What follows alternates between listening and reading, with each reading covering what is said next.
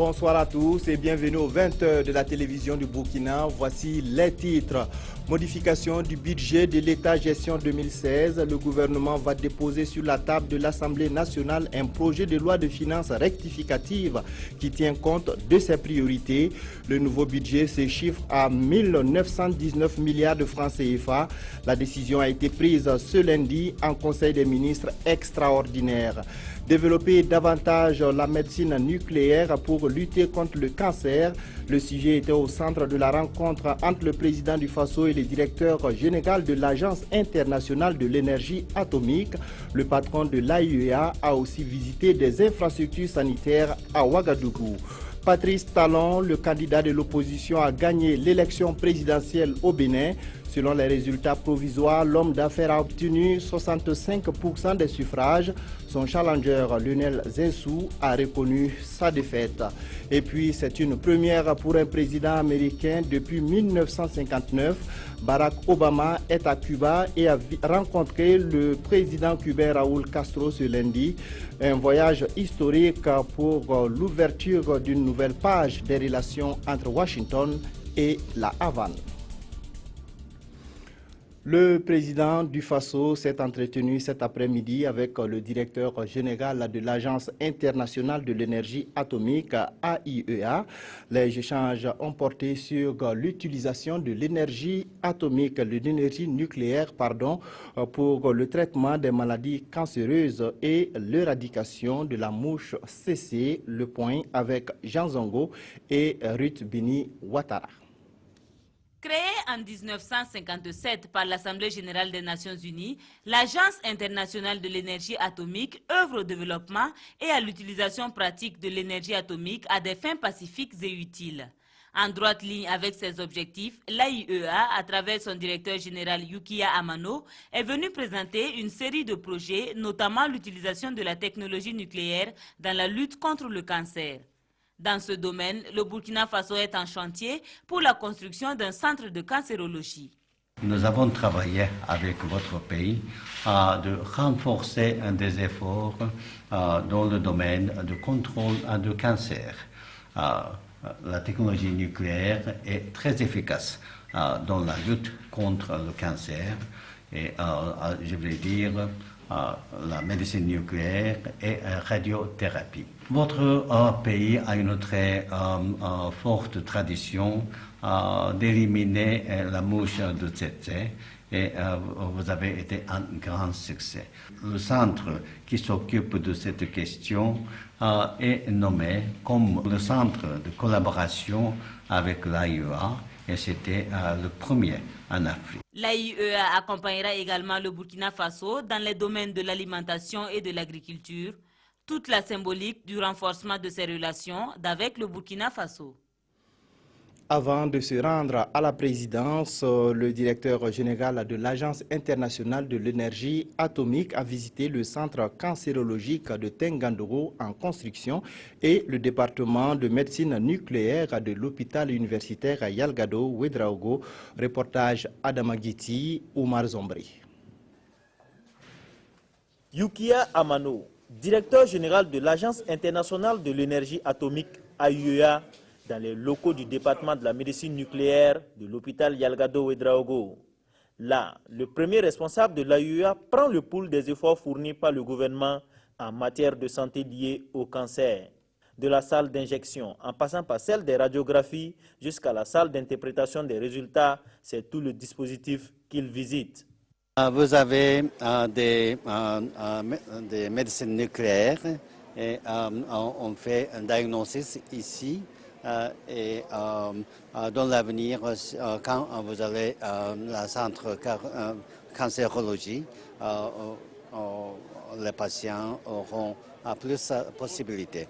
C'est une très bonne base pour préparer pour l'avenir. Ce centre qu'il est venu visiter, auquel il a participé depuis sa conception, et aussi il s'est engagé encore à nous accompagner pendant sa réalisation et sa mise en fonction. Et il s'est encore engagé à nous accompagner en termes de développement, donc des compétences, en termes de formation. Avant cette visite à l'hôpital Yalgado, Yukiya Amano s'est d'abord rendu sur le site du centre cancérologique de Ouagadougou, un centre en construction à Tengango et qui est attendu en 2017. Réunis en Conseil des ministres extraordinaire ce lundi, les membres de l'exécutif burkinabé ont décidé de proposer à l'Assemblée nationale un projet de loi de finances rectificative du budget de l'État gestion 2016. Cette modification vise à adapter le budget au programme de développement du nouveau pouvoir. 1919 milliards de francs CFA, c'est le montant du nouveau budget. Les recettes sont estimées à 1617 milliards de francs CFA, 302 milliards sont donc à rechercher. Maxime Zongo. 1617 milliards de francs CFA était le montant du budget de 2016 contre 1596 milliards pour la loi de finances initiale adoptée en fin d'année.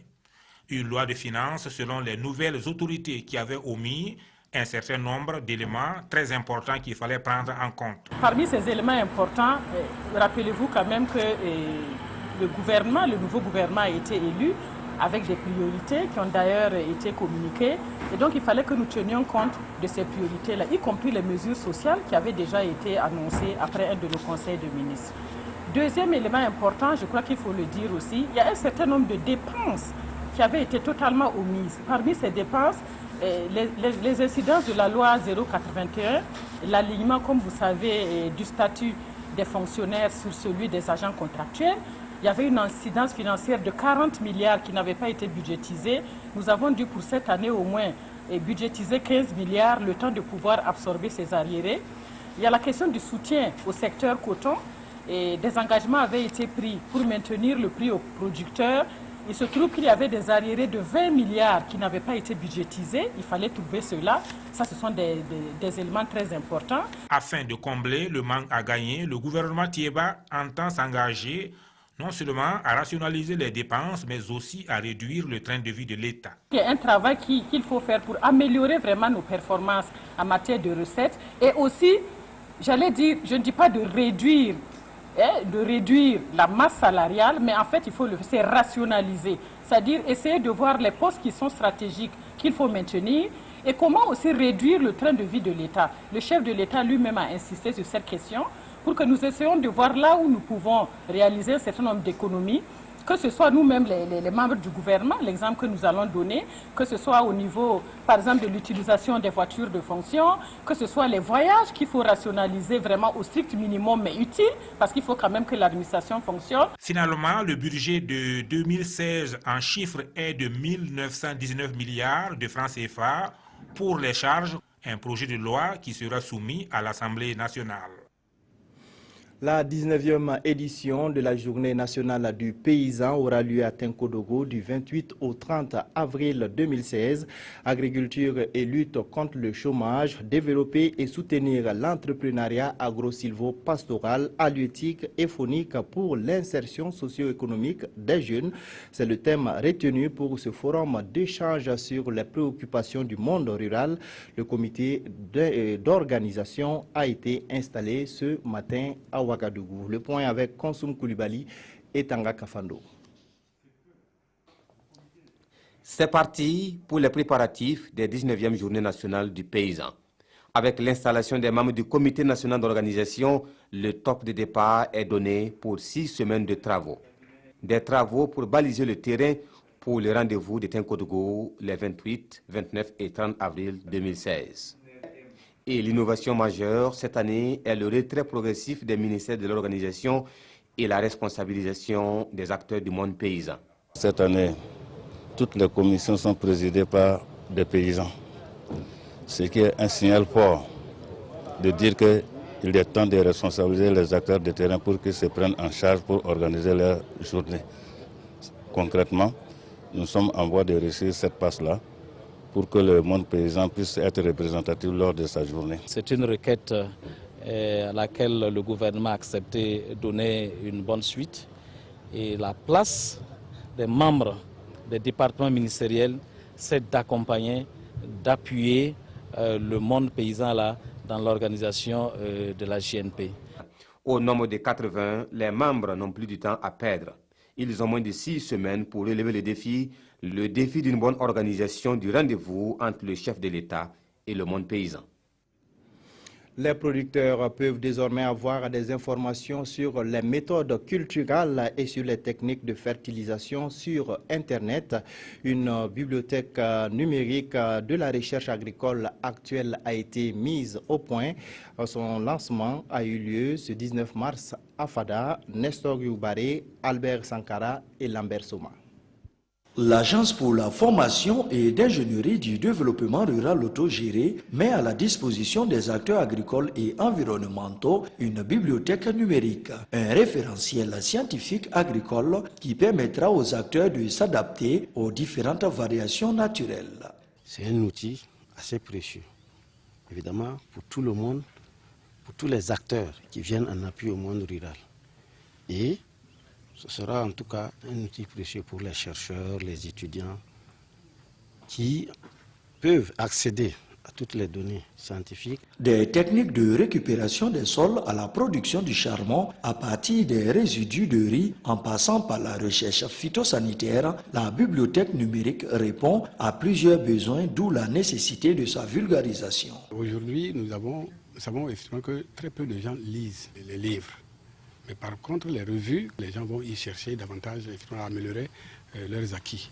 Pour les premiers responsables en charge de l'agriculture de la région de l'Est, la croissance des productions demande toujours des recherches et cette bibliothèque numérique serait une plus-value. Je crois que cette bibliothèque numérique peut apporter une valeur ajoutée d'abord à nous les responsables et à tous nos collaborateurs qui assureront l'encadrement du monde rural.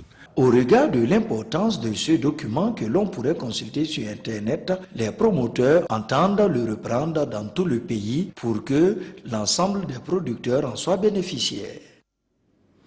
Pour une gestion durable des terres, la FAO renforce les capacités des acteurs impliqués dans la restauration des terres dégradées. La formation se tient à Ouagadougou et est axée sur la planification et le suivi et évaluation des projets. Souleymane Sanou, Janine Kambiré. Le Burkina fait partie des 6 pays couverts par le projet Action contre la désertification ACD, une initiative du groupe des pays d'Afrique, des Caraïbes et du Pacifique, mise en œuvre par la FAO appuyée par l'Union européenne et visant à promouvoir la gestion durable des terres et la restauration des sols arides et dégradés. Et pour avoir les mêmes référentiels de suivi et évaluation de ce projet, la FAO forme les experts en la matière.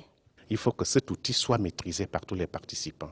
C'est cet outil qui nous permettra, à un moment donné de la progression de ce projet, de savoir si on atteint les objectifs, s'il y a un véritable impact. Vous pouvez toujours faire une activité si vous n'avez pas des études de base, si vous n'avez pas les mêmes référentiels, si vous n'avez pas les mêmes outils, vous pouvez difficilement vous dire si vous avez atteint l'impact, si vous avez atteint l'objectif.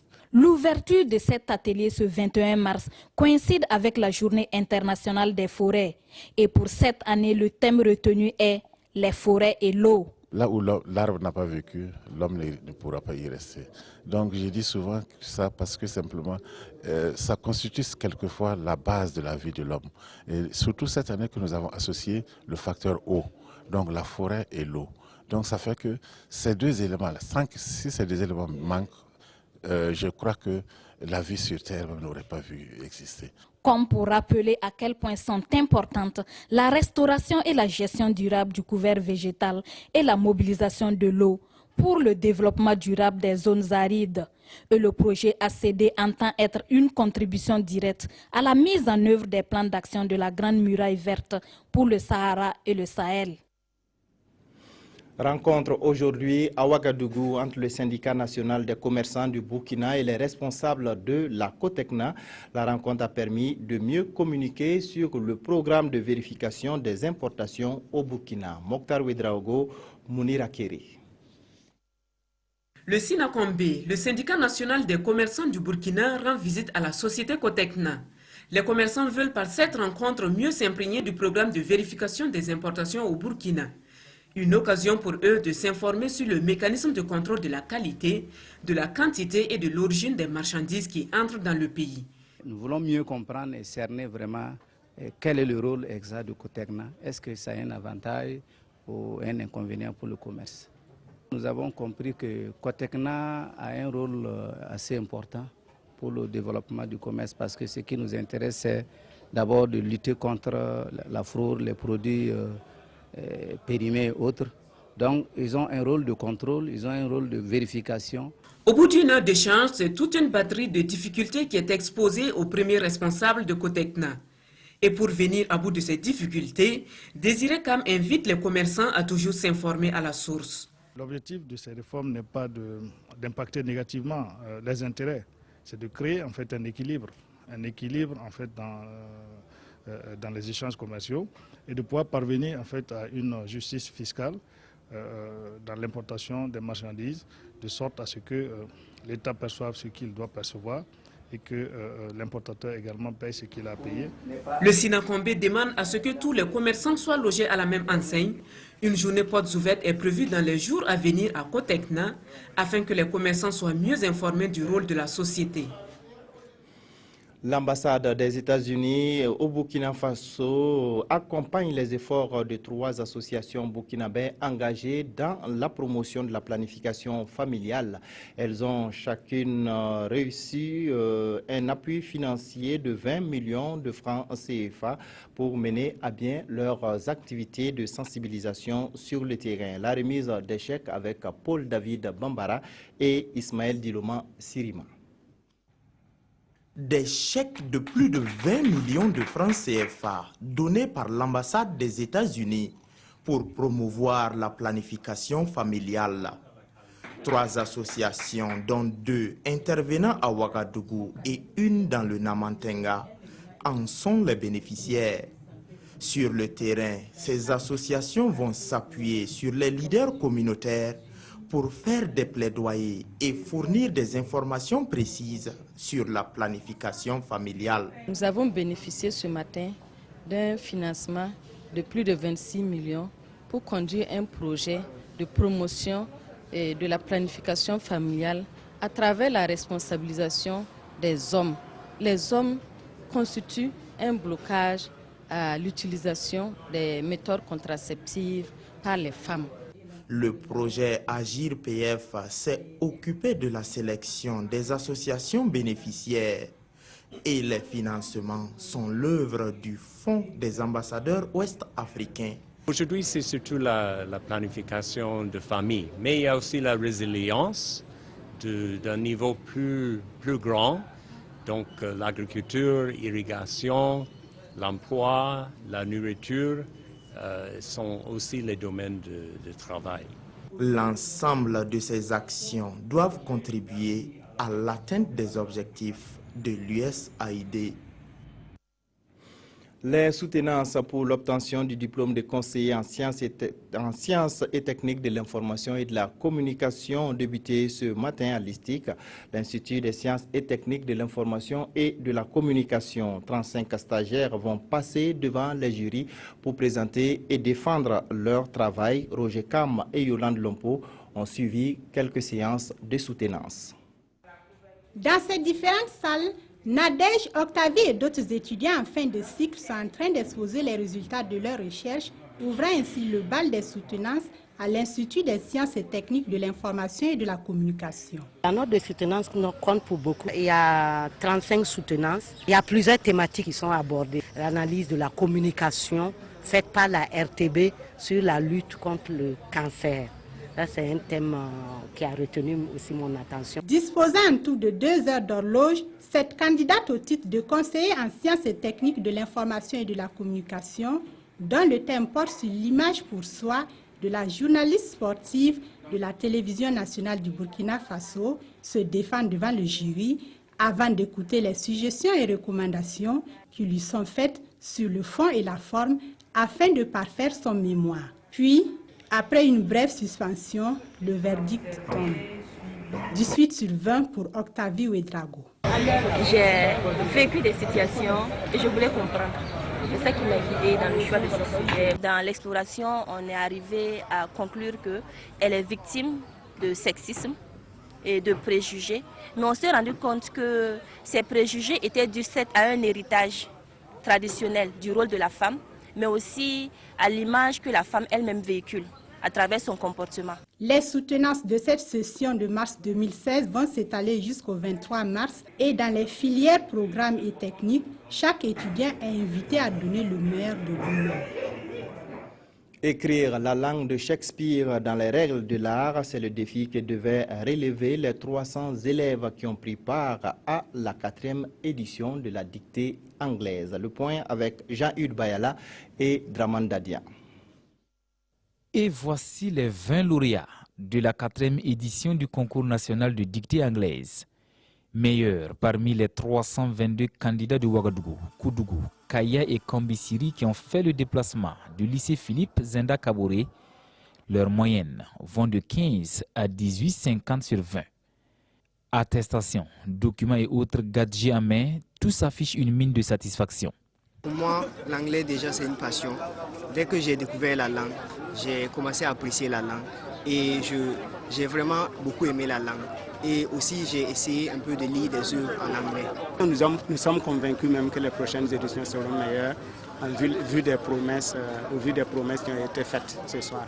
Comme je l'ai déjà dit, le concours de dictée anglaise se voudrait un jour national. Jeunesse et dons réguliers de sang. Give your blood to save lives. Let's pay tribute to blood donors. Bref, il est question d'encourager les jeunes à donner leur sang pour sauver des vies. Une initiative bien accueillie par le Centre national de transfusion sanguine.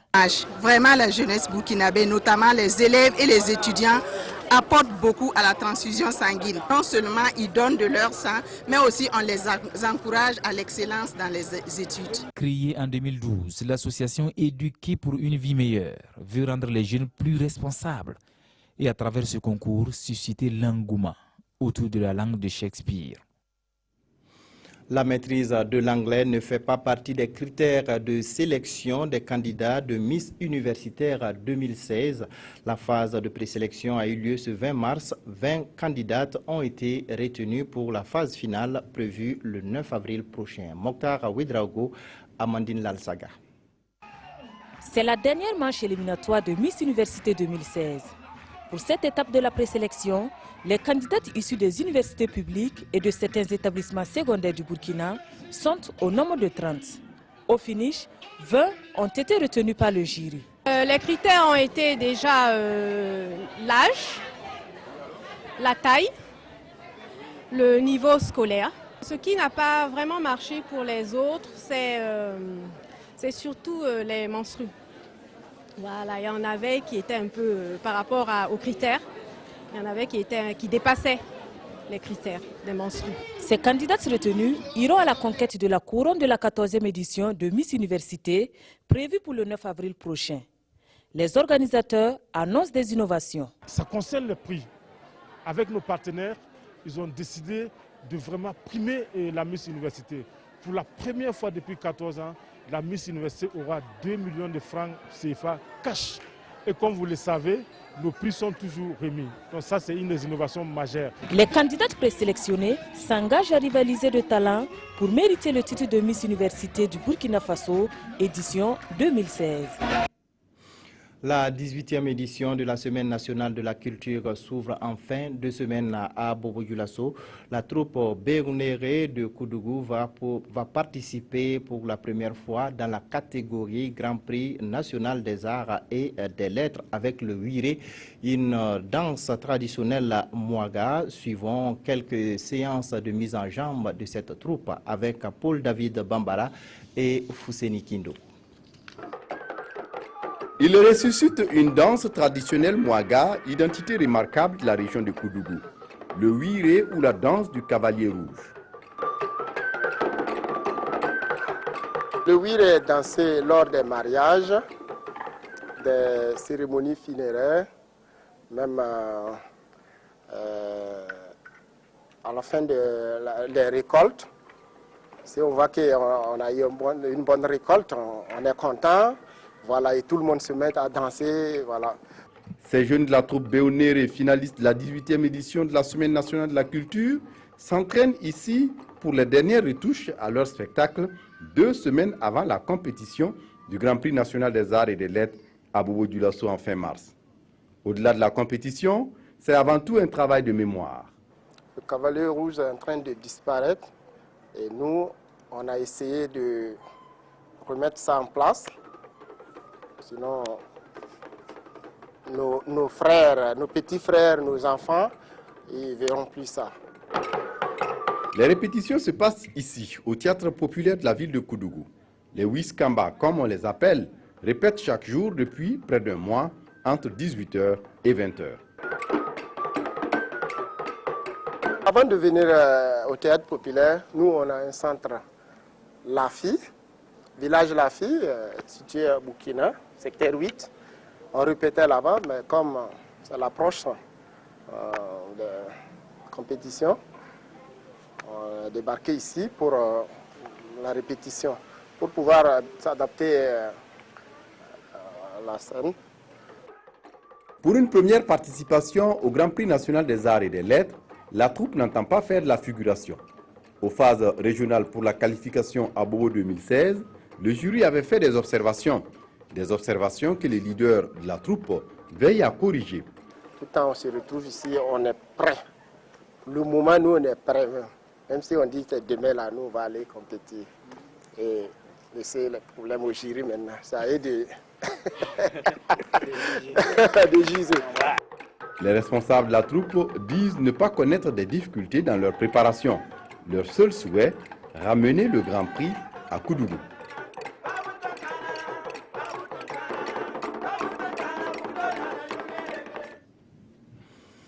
L'homme d'affaires béninois Patrice Talon a remporté le second tour de l'élection présidentielle au Bénin. Les résultats provisoires lui donnent 65% des suffrages contre 34% pour Lionel Zinsou, qui a reconnu sa défaite et félicité son rival. Une victoire sans appel. Avec 65% des voix contre 34% pour Lionel Zinsou, son adversaire, Patrice Talon remporte l'élection présidentielle. Avant même l'annonce officielle des résultats, le Premier ministre béninois a surpris tout le monde dimanche en reconnaissant sa défaite.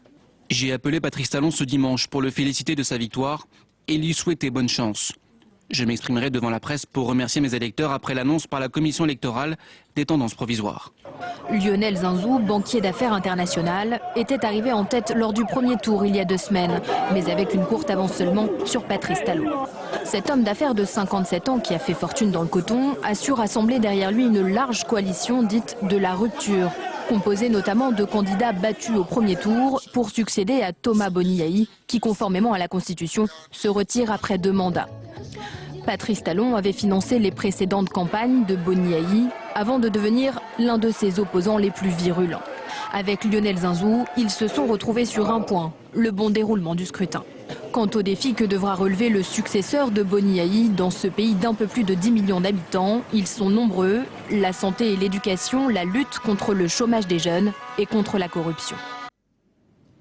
Et puis cette information qui vient de nous parvenir, attaque armée en cours dans un hôtel de Bamako dans lequel se trouve un centre de formation militaire de l'Union européenne.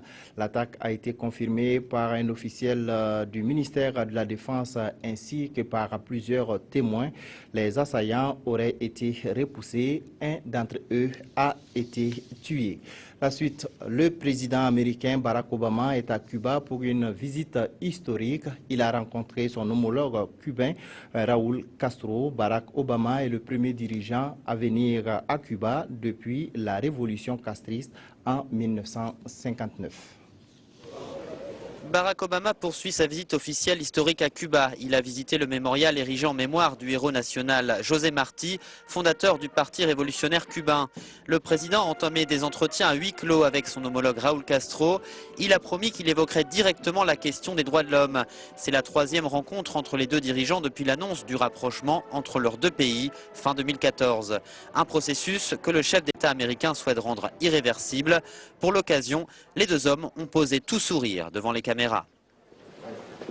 Barack Obama est le premier dirigeant américain à venir à Cuba depuis la révolution castriste de 1959.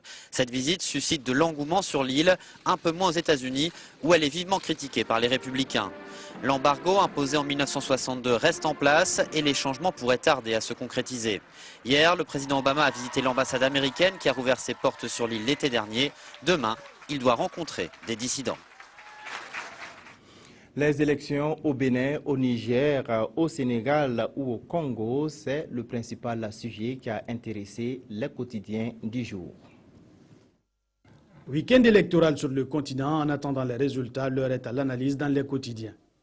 Dans une Afrique faite de longs règnes et de tripatouillage de constitution, l'observateur Palga voit le second tour de la présidentielle au Bénin et au Niger comme un signe de la vitalité de la démocratie.